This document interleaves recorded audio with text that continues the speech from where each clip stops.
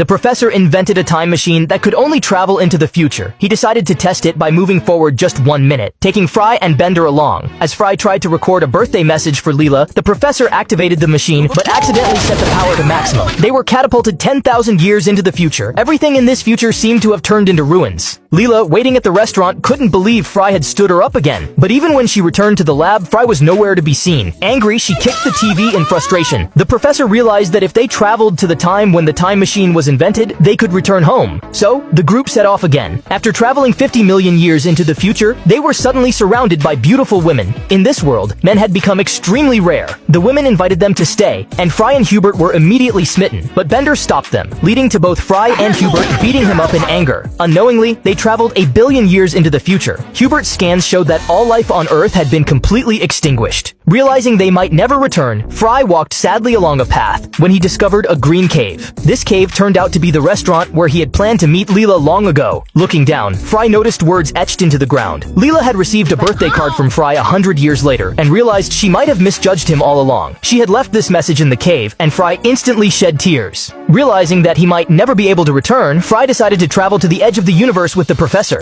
As time flowed on, the professor noticed the second birth of Earth right before them, meaning that by moving forward at the right moment, they could re-enter their original timeline. As time continued to advance, the professor suddenly grabbed a gun and stepped out.